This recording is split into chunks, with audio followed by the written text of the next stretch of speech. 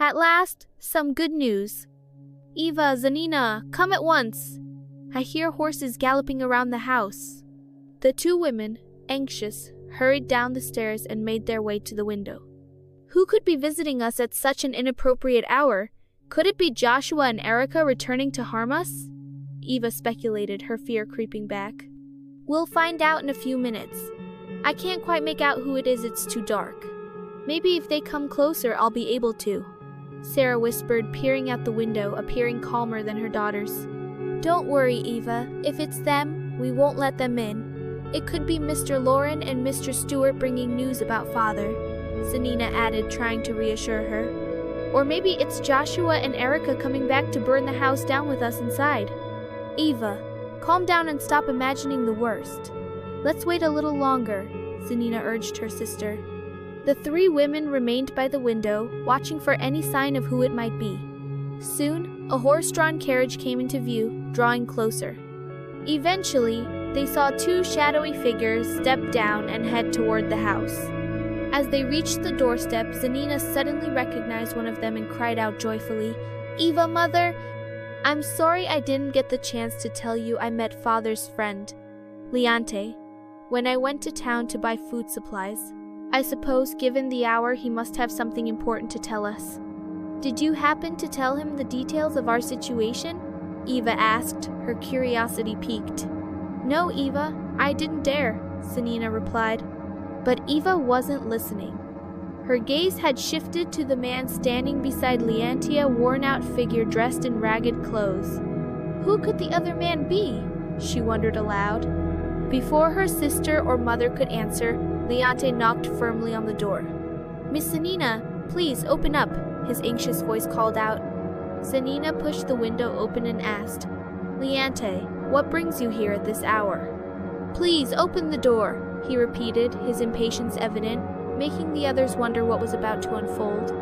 Zanina unlatched the door, and as she did, she got a clearer look at the man beside Leante. Something about him seemed eerily familiar. Father, she gasped in shock and threw herself into the arms of the weary man. Hearing that single magical word, Sarah and Eva rushed to the doorway to see for themselves. They found a man who resembled their father, but from his expressions and mannerisms, he seemed almost like a stranger. Sarah hesitated, afraid of rejection, but Eva did not. She dropped to her knees and thanked Leante for bringing their father back safely. Then, unable to contain her curiosity, she asked, Leante, how did this miracle happen? How did you find our father? Come inside and tell us everything. Leante replied hastily, I can't stay. My family is waiting for me. I found him at the harbor. He had been beaten, his head was bleeding. I took him to the doctor, who gave me these therapeutic green leaves. He said he must drink their extract in warm water every day. Rest assured we'll do everything we can for him, Leante. Zanina took the healing leaves, clasped Leante's hand gratefully, and bid him good night. After receiving their thanks, he climbed back into the carriage, roused the horses from their drowsy state, and disappeared into the night. On the faces of Zanina and Eva, joy and satisfaction were clearly visible, while Sarah could not hide her embarrassment, constantly feeling the persistent gazes of Hawk. Let's go inside the house. Father, you need a warm bath, and then you'll be ready for bed, suggested Zanina, embracing him and giving him a kiss on the cheek. Eva added, We're so happy you're back with us. Hawk remained silent and indifferent to the words of Zanina and Eva, and entered the house accompanied by Sarah. The young ladies were surprised by their father's behavior but followed. As soon as they all entered the house, Hawk sat by the half-dying fire. I'm hungry, he said, watching the fire. Mother, please give Father something to eat. Zanina pleaded, and immediately Eva accompanied her mother to the kitchen to help. Zanina struggled to find a way to approach her father, as he seemed so distant. But when she finally gathered the courage, she walked over to him, looked at him hesitantly, and asked, Father, do you know where you are? Do you remember us? Hawk had turned towards Zanina and was looking at her. When he didn't answer, she became distressed.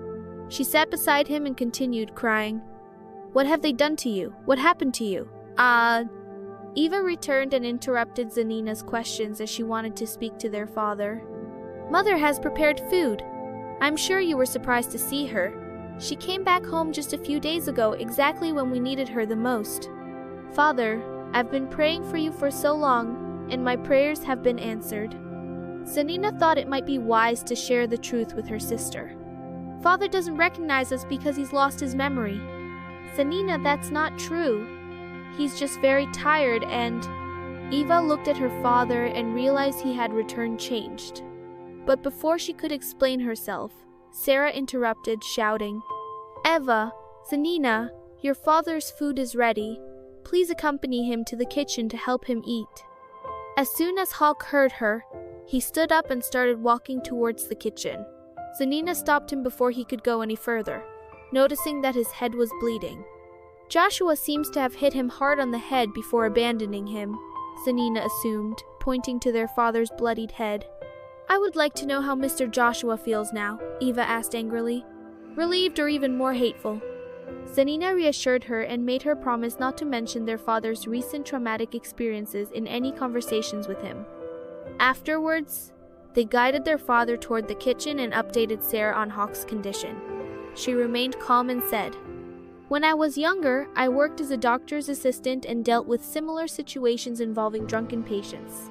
The most common occurrence was them throwing bottles at each other's heads during fights. We had to stop the bleeding quickly and tend to their wounds. She also suggested, You should go to your room and rest.